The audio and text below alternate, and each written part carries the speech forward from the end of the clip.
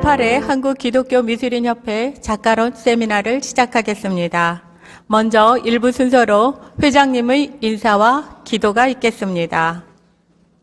우리 한국기독교미술인협회 1년 행사 중에 아주 가장 큰 행사라고 할 수 있는 작가론 세미나, 특별히 우리 크리스마스 소품전, 오 해피데이전을 우리 이 공간에서 열면서 또 우리 그동안 우리 강승혜 선생님의 평생 이어온 그 화업에 대해서 같이 한번 말씀을 듣고 또 도전을 받는 귀한 시간으로 저희들이 준비를 했습니다.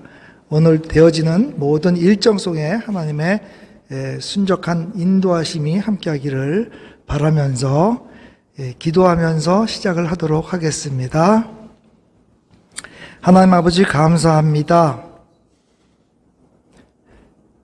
저희들을 위해서 높고 높은 보좌를 버리시고 이 낮고 낮은 땅에 인간의 몸으로 오시는 예수님을 저희들이 기다리며 찬양하며 영광을 올려드립니다. 그때나 지금이나 이 사회는 어렵고 또 눈물이 많고 고통이 많은 시간을 보내고 있습니다.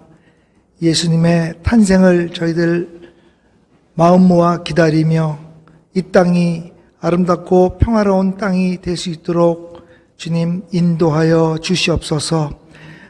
한국기독교미술인협회 회원들이 또한 이웃을 돕고자 크리스마스 소품전을 또한 준비하였으며 이 귀한 자리에 하나님께서 사랑하시는 강승혜 선생님 작가론 세미나를 개최하게 하심에 감사를 드립니다.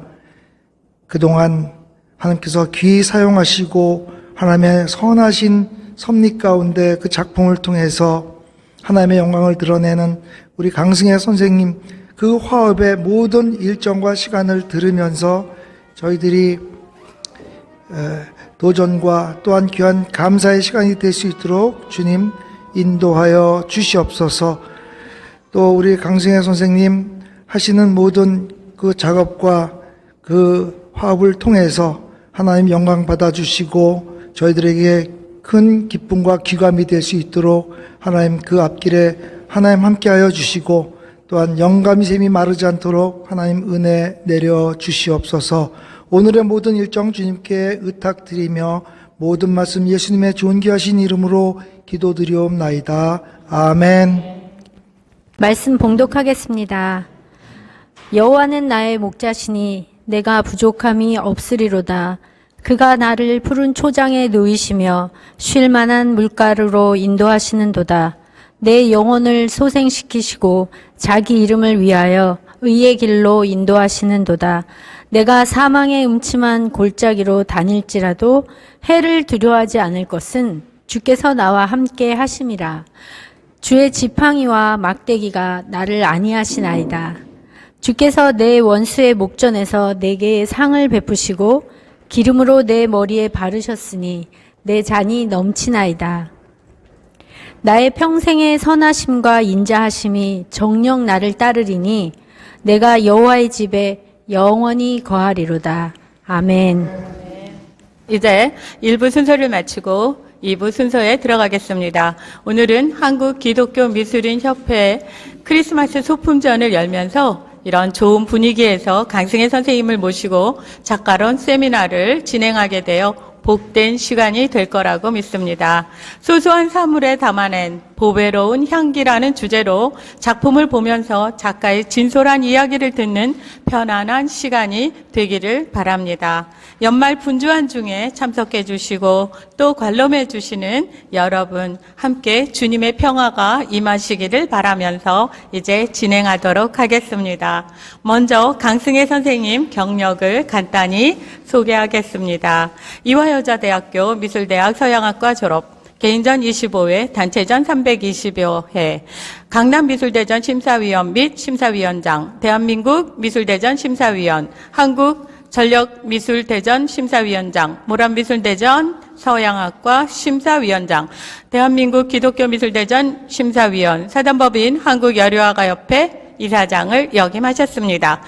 이제 강승혜 선생님의 회화는 어떤 건지 제가 간략히 이렇게 전에 그 신문에 평론할 때 썼던 내용을 읽어드리도록 하겠습니다. 강승혜 선생님의 회화는 사물의 형태는 갖추고 있으나 추상성을 띤 작품으로 기억이나 경험의 잔상들을 심도 있게 재해석합니다. 자주 접하는 정물이나 자연물의 상징적 표현은 순수함과 자유분방함의 표출로 보입니다. 게다가 모든 사물에 생명을 불어넣고 그뿐만 아니라 형이상학적 의미까지 포함시키는데 중심 주제인 생명, 빛, 창조주, 교회, 동행 등에서 잘 관찰됩니다. 작가에게 종교와 예술의 상관관계란 궁극적으로 창조주의 절대 사랑에 대한 감사이므로 자연스럽게 종교성이 배어 나옵니다. 아이러니는 실제 대부분의 작품에서 어떠한 종교적 상징이나 기호가 보이지는 않는다는 겁니다. 그럼에도 불구하고 작품에는 신앙적 진정성 또는 내적 필연성이 면면히 흐르기에 본질상 종교 성향의 작품이라고 접근해도 좋을 것 같습니다. 이제 작가와 인터뷰를 하도록 하겠습니다. 선생님은 어떤 동기로 회화의 길을 걷게 되셨는지, 화가가 되셨는지, 우리 모두 다 비슷비슷하지만 그래도 또 선생님께 들어보도록 하겠습니다. 하지 못한 상들을 그 미술 분야에서 상을 받으니까 이 길이 내 길이구나 하고 화가를 그림을 그리기 시작했습니다. 선생님은 처음 믿기 시작한 때가 조금 그러니까 어떤 사람들은 모태신앙도 있고 여러 가지 아파서 오기도 하고 여러 가지 길이 있는데, 하나님은 우리 강승혜 선생님을 어떻게 부르셨는지, 어떻게 해서 신앙을 고백하게 되셨는지, 거기에 대해서 잠깐 좀 소개해 주세요. 저는 7남매 막내로서 오빠가 5이고 언니가 하나예요. 어머니는 절에 가실 때마다 저를 데리고 다니셨죠. 그래서 어머니가 돌아가신 후에도 저는 혼자서 어머니 생각도 하고 그리고 절에 다니는 게 아주 좋았어요. 결혼 후에도 남편, 시어머니 모두 다 제가 이렇게 가시자고 그래가지고 주말마다 절을 갔었어요. 절에서 그 전도사 합격인 그 보살님들이 집에도 자주 오셨고 좋은 말씀도 하셨어요. 저는 조금 더 깊이 알으려고 반야심경이라는 것도 외우고 그리고 깊이 절도 하고 그랬었죠. 오빠가 5 중에 셋째 오빠를 제일 좋아했어요. 근데 그 셋째 오빠가 후두암에 또 진단을 받고 수술을 하셨죠. 지금 같으면 그거 아무것도 아닌데 그때는 그냥 큰 병인 줄 알고 온 식구가 다 우울했어요. 그래서 오빠가 그때부터 교회를 다니기 시작을 했죠. 그리고 한참 후에 오빠가 저한테 그랬어요. 너 나 위해서 교회에서 기도해 주는 게 어떻겠니? 그래서 오빠 그거 참 좋은 생각이라고. 나는 절에서 기도하고 부처님한테 기도하고 오빠는 교회에서 하나님께 기도한다면 그 능력자들이 기도할 때 한 사람이 기도하는 것보다 둘이 기도하는 게 낫지 않느냐. 그러면서 저는 절에 다녔어요. 절에 다녔는데 오빠가 자꾸 저한테 이제 맛있는 냉면을 발견했다. 이 냉면 너한테 꼭 먹이고 싶다. 이러면서 올 때는 남편이랑 꼭 같이 교회로 와서 나랑 같이 만나 네가 알지 못하는 그 냉면집을 가자. 그러는데 그동안에 하도 거절을 해서 그거를 어떻게 할 수가 없어서 남편한테 이번에는 꼭 그냥 가주자. 그러고 갔어요. 갔을 때 그런 생각을 했어요. 어렸을 때 그 친구들하고 같이 교회 갔을 때 크리스마스 때 선물 받은 거, 그게 항상 빚진 것 같았는데, 이번에는 갚을 수 있겠구나. 그래서 갚으려는 것도 있었고, 갔더니 그 학교 때 채플 시간에 그 찬양이 막 이렇게 나오더라고요. 아는 노래야? 하는 노래가 나와서, 싫지는 않았지만, 그러나 그게 거북스러웠어요. 그리고 그 뒤에도 계속해서 오빠가 이 핑계 저 핑계로 오라 했지만, 또 다시 진 곰탕집을 갔는데 그걸 먹으려니 네가 생각이 나더라. 너 그거 같이 너 나랑 같이 먹을 수 없니? 그런데 아유 또 꼬이는 것 같아서 가만히 있었더니 너 나 위해서 그것도 못 해주니? 이렇게 얘기를 하니까 아 그래 오빠 갈게. 그렇게 하고 두 번째를 갔어요. 두 번째 갔더니 내가 가사까지 알 수 있는 찬양을 같이 막 했어요. 학생 기분으로. 그러고 났는데 어느 날 그동안에도 뭐 수많이 뭐 이 핑계 저 핑계로 오라고 했지만 오빠 목소리가 조금 안 들리면서 나빠진 것 같았어요. 그러면서 그 생각이 나요. 너 나 위해서 이것도 못 해주겠니? 하는 게. 그래서 기쁘게 해주려고 교회를 이제 가기 시작을 했죠.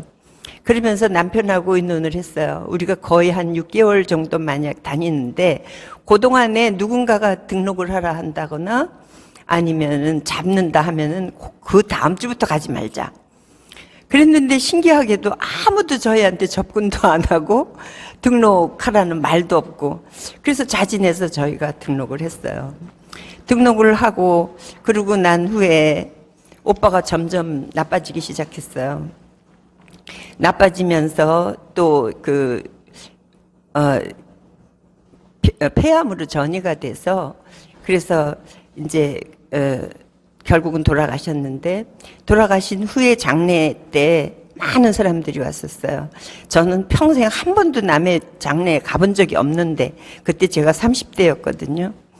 그래서 그때 그 많은 사람들이 있는데 제 마음속에 오빠가 쓸쓸하지 않겠다. 근데 이 많은 사람한테 내가 갚아야겠다. 너무 고맙다. 그래서 장례 2주 이후부터 까만 옷을 입고 그리고 장례 때마다 아무도 알지 못하지만은 문상하러 다녔어요. 그리고 한 3, 4년을 다니다 보니까 옷장에 까만 옷이 계절별로 있더라고요. 그리고 그 동안에 성가대 우리가 개척교회 한 지 얼마 안 돼가지고 성가대에 자리가 비었다 그러면 머리숱 채우려고 남편이랑 같이 올라갔고 화요일 날 성경 공부 있는데 사람이 너무 적어서 성경 공부하기가 좀 어렵다. 또 부족한데 머리숱 채우려고 또 갔었고 그러면서 세월이 흐르니까 집사 되고 구역장 되고 권사가 되더라고요. 그런 와중에 우리 칠남매가 한 커플만 천주교를 가고 전부 다 교회를 가게 됐어요. 제가 그래서 돌이켜 보면은 전도는 내가 하는 게 아니고 냉면이나 곰탕을 이용하더라도 교회에 앉혀놓으면 하나님께서 역사하시는 거구나라는 것을 느꼈습니다. 진솔한 간증이었습니다. 네, 이제 선생님의 작품 세계에 대해서 이렇게 듣도록 하겠는데요. 제가 선생님께 그랬어요. 한마디로 표현하면 뭐냐. 그래서 강승의 그런 비타민, 뭐면 이런 식으로 하듯이 그런 아주 한마디로 표현하면 뭔지 이렇게 듣도록 하겠습니다. 제 작품은 샤넬이라고 얘기하고 싶어요. 샤넬이 그 당시에 긴 치마에 그 옷들을 다 입었었는데 그이가 우리가 생각할 땐 젊은 것 같지만 1883년에 태어난 사람이에요. 그래서 그때 콜셋에 이렇게 긴 옷을 입었을 때 이 사람은 스커트를 무릎 밑에 10cm에서 잘라서 그 유명한 샤넬 라인을 만들어서 그래서 옷을 단순화하고 그리고 간단하면서 절제된 그런 옷을 만든 그것. 제 작품은 샤넬이라고 하겠습니다.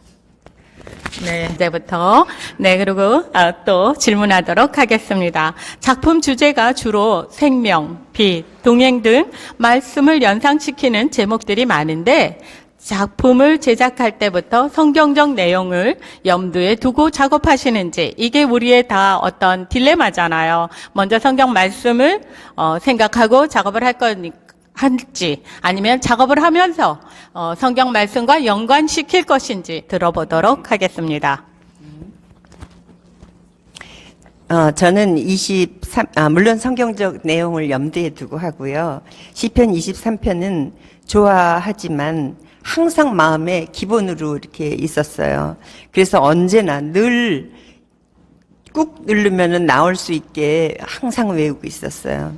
그거는 제가 언제든지 그 긴장할 때, 또 애들 입시 때 막 그 조급하고 막 조마조마할 때, 수술하러 들어갈 때, 하나님이라고 외칠 때, 그때 이 시편 23편을 외우면 마음이 평안해지고 하나님이 저와 함께 있는 것 같아요. 그래서 그거는 항상 저하고는 연결되어 있는 것은 시편 23편이고, 그리고 제가 그 그림에서 제일 많이 거기서부터 영감을 얻는 거는 시편 1편 1절에서 3절이에요. 복 있는 사람은 악인의 꾀를 쫓지 아니하고 죄인의 길에 서지 아니하며 오만한 자리에 앉지 아니하고 오직 여호와의 율법을 즐거워하여 주야로 율법을 묵상하는 자로다. 그 다음, 저는 시냇가에 심은 나무가 시절을 쫓아 과실을 맺으며 그 잎사귀가 마르지 아니함 같으니 그 행사가 다 형통하리로다. 근데 저는 시냇가에 심은 나무가 시절을 쫓아 하는데 그게 너무 좋았어요. 촉촉한 시냇물에 잘 자란 나무. 그 나무가 좋았고, 그리고 그 나무의 뿌리는 역시 그 시냇물이라는 게 하나님 말씀이잖아요. 그래서 교회가 연상이 됐고, 또 열매를 맺는다는 그 열매가, 그런데 그거가 그냥 그림이 되는 거예요. 그래서 뭘 했다 하면은 자꾸 내가 그게 그 촉촉한 시냇물, 나무, 막 이런 게 생각이 났었죠. 그래서 저한테서 그게 가장 떠오른 귀절이 그 시편 1편에서 3편입니다. 네, 감사합니다. 이제 다음 질문을 또 해보도록 하겠습니다. 선생님 작품은 주로 추상성을 띤 사물을 자신만의 조형 언어와 역동적 붓터치 기법으로 화폭에 담아내는데 제작 기법과 형태 왜곡 등에 대한 자신의 견해라든지 그런 어떤 과정에 대해서 간략하게 설명해 주세요. 저는 밑그림을 많이 그려요. 그래서 그것만으로도 그림이 되도록 단순화하려고 스스로 노력하지요, 또. 근데 어렸을 때 보았던 그 교회는 항상 종탑이 있더라고요. 그 어디를 봐도 이렇게 종이 없어도 종탑이 있는 것 같았어요. 근데 그 종탑은 항상 내 눈에는 삼각형으로 보였어요. 이쪽에도 삼각형, 저쪽에도 삼각형. 그러니까 그렇게 될 수밖에 없죠. 삼각형 쪽으로. 그래서 언제나 교회를 그리고 이렇게 지워 나가면서 그러면서 그림을 그리는데, 그렇게 밑그림을 오래 그려 놓으니까 바닥이 점점 더 깊어지고 색이 나오고 그러면서 이야기거리가 자꾸 나오게 되고 그렇게 되는 것 같아요. 밑그림에 신경 쓰는 건 너무 좋은 일인 것 같아요. 제 질문은 뭐냐면 특별히 캔버스에 교회를 그리고 시작한다고 하셨는데 거기에 대해서 말씀해 주세요. 그랬는데 거기에 대해서 잠깐 말씀해 주세요. 아까 한 얘기가 그 얘기예요. 시냇가에 심은 나무. 그 시냇가에 심은 나무는 항상 그 하나님 말씀인데, 저는 하나님 말씀 때문에 제가 뭐든지 열심히는 하고 그랬지만 내가 교만한 줄 몰랐거든요. 근데 그 말씀을 읽게 한 것도 교회고, 나를 네가 스스로 너를 느껴봐라고 한 것도 교회였던 것 같아요. 그래서 내 스스로가 얼마나 교만한지, 또는 내가 왜 죄인이야라고 얘기했던 그 어린 신앙서부터 가만히 지켜보면은 모든 게 교회에서부터 내가 사람이 되기 시작을 했더라고요. 남을 생각하는 것도 그때부터였고, 저잘난 줄만 알았고, 또 욕심은 또 많아가지고 어느 정도 먹고 살만한데도 잘 사는 친구 보면 또 부럽고, 이런 것들이 교회에 다니면서 내가 부족함이 없으리로다라는 거를 자꾸 이렇게 외우게 되고 좋았었죠. 그랬습니다.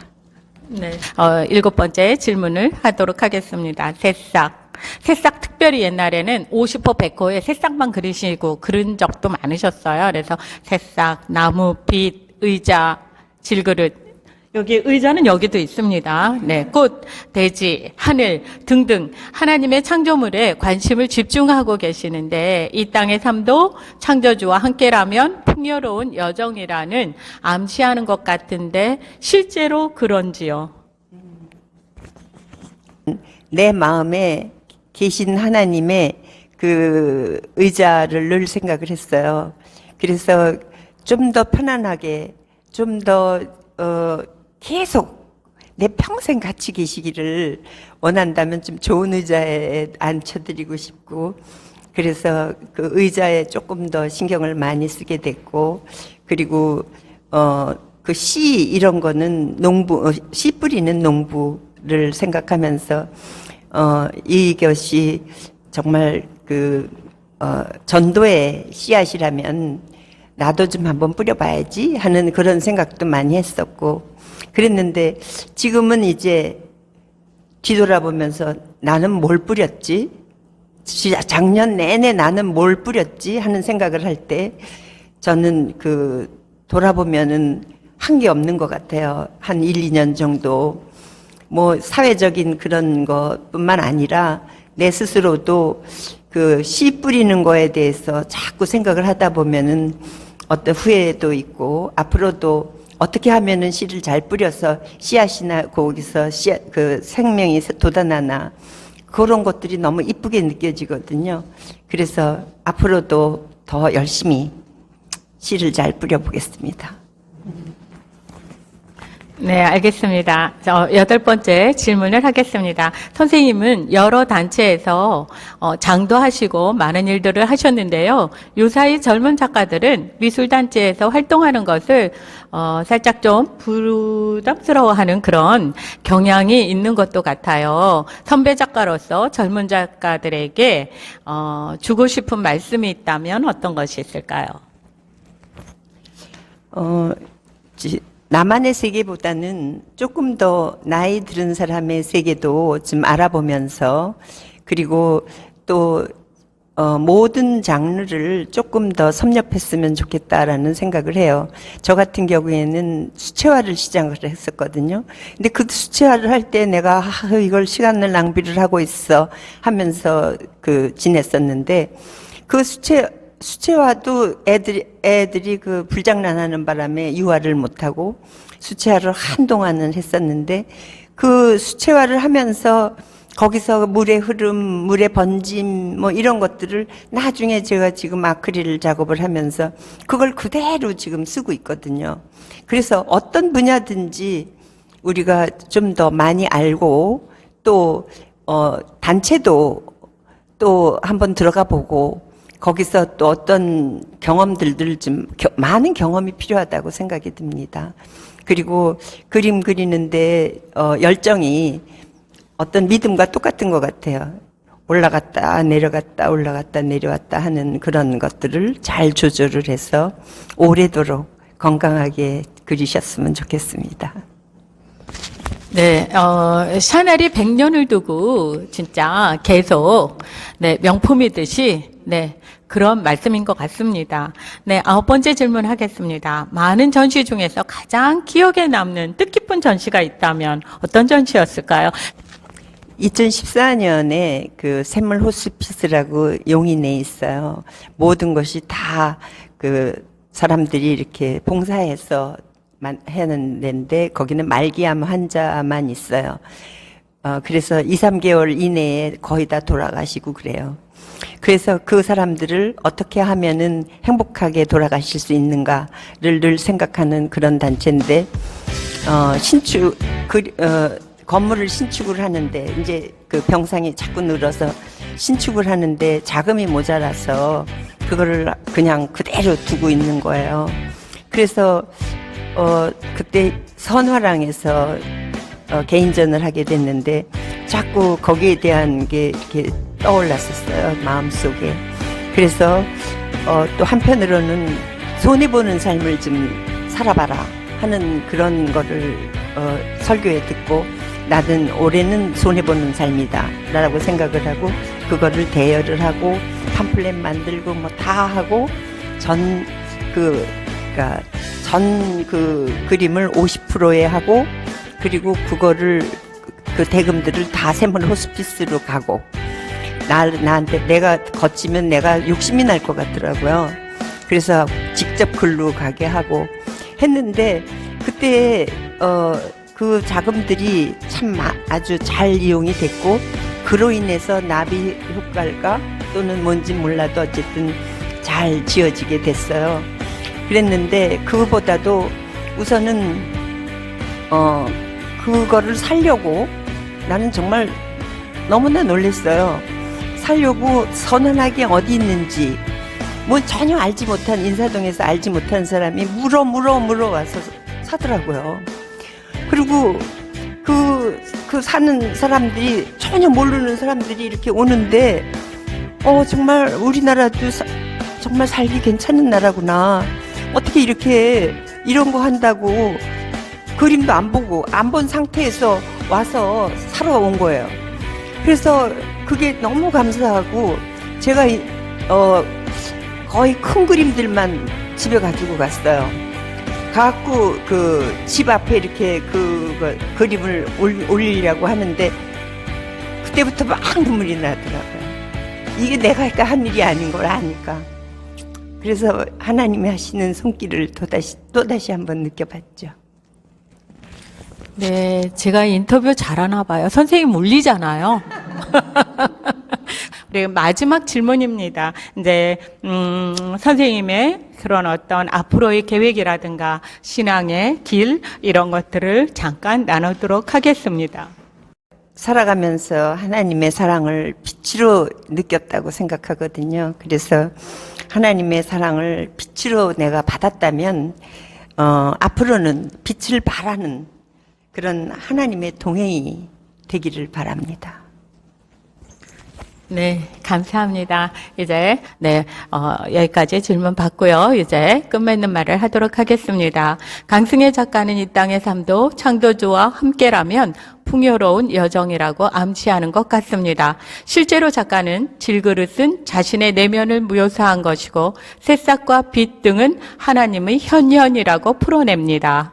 작가는 작품을 통해서 아름다운 보배를 품고 사는 부요를 꿈꾸고 향기 나는 삶을 사모하는 예술가적 열망을 소소한 일상의 기물을 통해서 감성적으로 표현한 것이라고 이해됩니다. 그 중에 기물이라는 것이라고 표현했지만 교회가 대표적인 것이라고 볼 수 있겠습니다. 네, 작품을 감상하면서 자신의 내면은 어떤 상태인지 어떤 것들이 담겨 있는지 성탄절을 즈음하여 다시 한번 되짚어보는 묵상의 시간을 가져도 좋을 것 같습니다. 강승혜 작가의 작품을 감상하며 이 겨울 자신을 돌아보는 마음기행을 떠난다면 감상자의 내면에도 창조주의 풍요와 여유를 경험할 수 있는 뜻밖의 선물을 기대해도 좋을 것 같습니다.